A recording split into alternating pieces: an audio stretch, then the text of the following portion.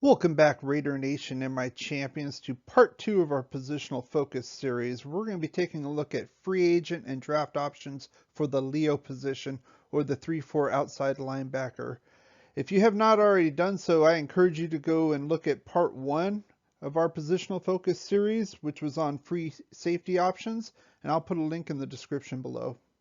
This series is based on the video where I analyze Gus Bradley's defensive schemes and what he tends to run and bounce that off of our current roster to see gaps. I'll put the link in the description below if you want to take a look at this video as well. But we have a lot to cover, and let's get right down to it. First guy I want to talk about is Melvin Ingram of the Chargers. Obviously, there's some good and not so good with him. Let's get right down to it. Averaging 8 sacks a year for the last 4 seasons. As a Raider fan, we all know him. He's been very disruptive to us. He fits the Leo profile perfectly. His size, weight, the way he plays. Obviously, Gus Bradley's familiar with him, coaching him the last few years. My issue with him is I think he's more of a Robin, so to speak, than a Batman, and I think we need a number 1 guy than a number 2 guy. I think obviously Joey Bosa's the Batman there. And obviously age is kind of creeping up. He's 31 years old. He had a nagging knee injury most of the year, and then they basically kind of shut him down the last few games. I put the likelihood as decent here because of the familiarity with Gus Bradley, and I think we could probably get him at a relatively lower rate or discount and a lower term. I'm thinking more of 2 years. I know PFF was saying 2 years, 10 million each, and I don't think that's going to cut it uh, since he was making 16 million a year beforehand. Uh, there is an option where the Chargers could tag him, but I'm not seeing that. I'm not going to the price tag to tag somebody in this position, which they consider as quote unquote edge defender, would be about 24 million. That's based on the average of the top 5 players at that position. I don't see the Chargers going out and spending 24 million on this guy in one season. They could re-sign him for like a 2-year deal, 2 or 3-year deal at this value or not. So this is a decent chance. I would rather have some of the other players that I'm going to talk about, but it is an option. Next guy I want to talk about is Shaquille Barrett of the Tampa Bay Buccaneers. This guy started his career in Denver, did modestly well, wasn't really in that elite status until 2019 with the Bucs, where he had 19 and a half sacks. He was in the Defensive Player of the Year conversation. I think he finished 4th in the voting, and Stephon Gilmore won it that year. The big thing I see with him is the speed. He is so quick. He embarrasses offensive tackles, even good players like Taylor Lewan. There's a video of him where he just went right around him and sacked the quarterback, and Lewan just had his hands on his head. It's like he didn't know what to do with this guy. I think we really need somebody with that kind of quickness and determination. He makes the plays, he strips the ball. He's been healthy the last 2 years. Of course, the price is going to be high on this guy. He was tagged last year by Tampa, and I put the likelihood here as low to get him, not just with the price, but Tampa has about $25 million of cap space available here. Now they do need to re-sign Levante David. He's probably going to go about 10, 15 million. That's one of their inside linebackers. There is Ndamukong Suh.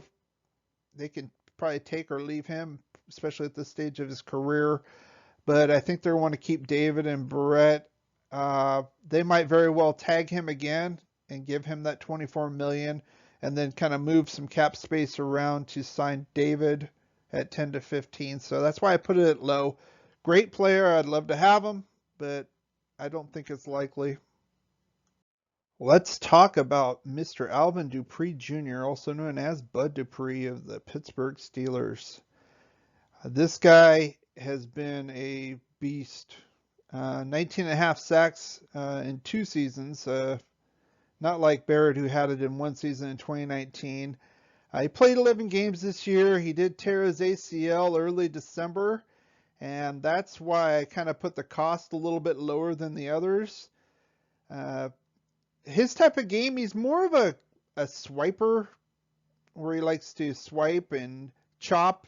He's very good at doing that with the quarterback and making strip sack fumbles, and more of a hitter than a tackler. Tackling, I was not too impressed with overall. Uh, his speed and lateral movement is very good against mobile quarterbacks, especially you can kind of see him against Patrick Mahomes, Kyler Murray, Lamar Jackson. He does very well against those guys. He was tagged last year, and I think the likelihood here is going to be fair, and I'll tell you why. Uh, Pittsburgh, unlike Tampa, they're underwater on their salary cap, $34 million, and I don't see them re-signing this guy. Oh, well, I definitely don't see them franchising him. They couldn't afford it. That'd put them over nearly $60 million over the cap. I think that he's going to go somewhere. He could very well be with the Raiders. I think the big thing is how he recovers from this knee injury. Is he going to be ready to play? And, given the situation going on with the pandemic, are we going to be able to see him? Is he going to be able to practice? Kind of similar to injuries in college with the combine. Also, it happened later in the season, early December. Is he going to be ready? I would prefer to have a guy being able to start and ready to go week one than having to kind of nurse him and bring him in halfway into the season. Good player, but injured, and we'll have to wait and see on him. Well, how can we not talk about this guy? Yannick Ngakwe of the Baltimore Ravens. Now, obviously, we have to talk about him. It's crazy. You look at his stats. He's never had a season lower than 8 sacks per season. And the guy is awesome. We'll get to what I think of his technique a little bit later, but he does have the Jacksonville ties, as Gus Bradley drafted him in the 3rd round of when he was there in his last year of Jacksonville. There was a little bit of a issue in 2020. He didn't want to play with Jacksonville. They tagged him. He wanted a contract, and a lot of verbal sparring on social media, blah, blah, blah. They ended up sending him to the Vikings, and he played there for 6 games and got 5 sacks, and then Minnesota just jettisoned him to Baltimore, I think because they started out 1-5, and they just kind of gave up on the season, to be honest. And to be honest, Baltimore is where he wanted to go all along. He played there. He grew up there in Maryland. He played for University of Maryland. That was his home. As far as technique goes, great technique. I'm not going to say he's as good as Khalil Mack, but pretty close. He has the inside game. He has the outside game. Whereas Shaq Barrett is mostly a speed guy, quickness. He can do both. He can get around you quickly, but he can also hit you, be more physical. He's got great bend when he does get around those tackles. And once that happens, it's game over. Like I said, he's a great player. And based on that, I think the likelihood is really low. He's from Maryland area. He played for University of Maryland. I think he wants to stay there. I think the Ravens will make him a priority to keep him there. The Ravens are currently $14 million under the cap, so they have some room to work with there. And they do have another linebacker I'm going to be talking about next. And I think he's probably a better chance of getting him, because I think they're going to target their resources on him, number one. And they should. He's a great player. I'd love to have him, but I don't think Baltimore's going to let him go. And if you haven't guessed, that other player is Matthew Judon, who plays on outside linebacker on the other side of Ngakwe. I think he's going to tender about 18 to 20 million.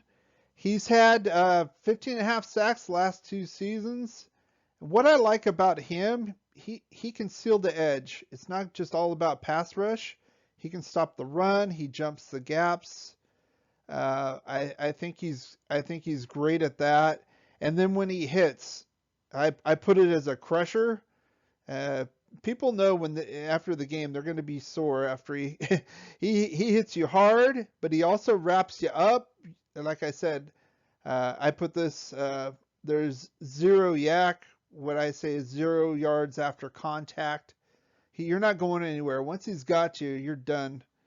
Uh, he's very good, but is he a top dog kind of guy?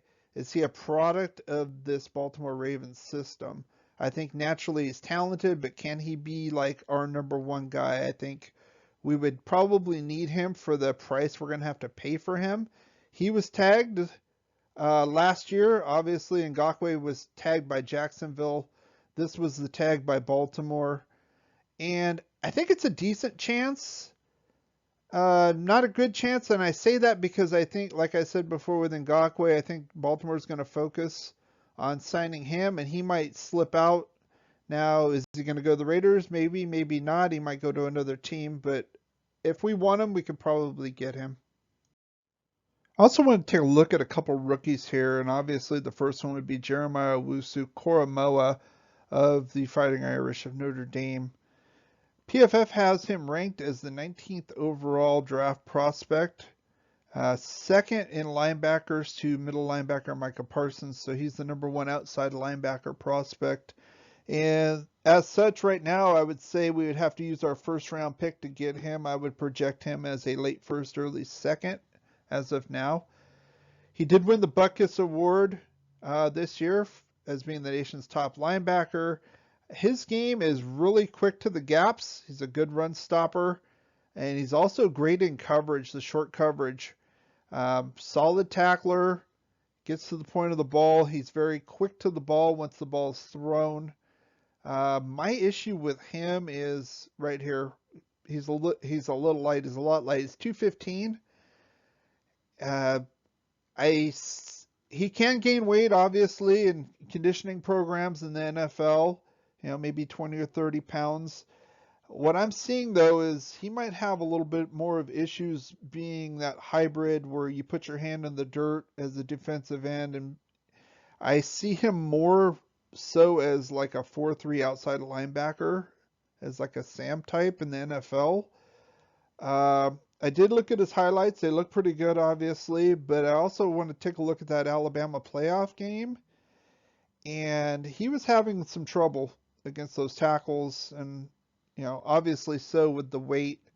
I don't see him. I mean, I could be wrong. He could gain more weight and fit into that hybrid role, but to me, spending a first round draft pick on a guy that could be a maybe that you might have to move over to Sam at some point, I'd rather plug in and get a guy if I'm going to use a high draft capital on this position. The other rookie I want to talk about is Zaven Collins of Tulsa Golden Hurricane. He's ranked 31st overall as far as prospects. I'm thinking he'd probably follow us in the second round. His big game is he can kind of do a little bit of everything. He's very athletic. He's versatile. He can drop back. He can play in nickel. He can rush the passer. He can sniff out the run. Solid tackling. Very instinctual and cerebral. You can tell he's thinking of what the play is, what's going on. And obviously, this year in particular, he had a huge season. He had 4 sacks. He had 4 picks. He took 2 of those picks back to the house. He looked very good. My issue, a couple issues, is I wanted to take a look at was, I think, could he be a big fish in a little pond? I mean, he came from a smaller school in Tulsa. Not a whole lot of the Power 5 competition. Had some, but is he a big fish in a little pond? Is all this gonna translate to the NFL and be a stud or not? And I think that's probably why he falls to the second round here.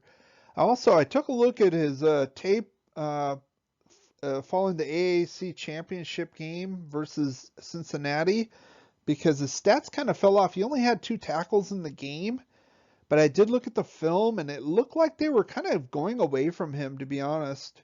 They were throwing to the other side, the left side. He usually lined up on the right side. Um, so there wasn't a whole lot to tell. It wasn't like he had a bad game. I didn't think he had a bad game. It just there wasn't a whole lot of action coming his way, probably for a good reason because he's a very good player. And I put likelihood decent.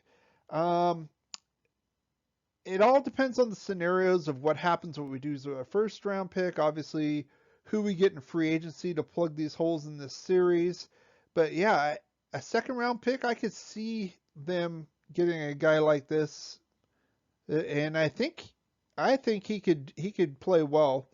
And with his versatility, who knows? Maybe he could end up being a safety. I mean, he's a little bit big for that. Uh, but I like him. I like his versatility. I like his motor, and I think he's a good player overall. So what do you think? Who do you think we should get to fill this Leo position? I'll leave it as the pinned comment below. If you enjoyed this video, please give it a thumbs up. Like, share, and subscribe. Thank you for supporting this channel by watching, and of course, go Raiders.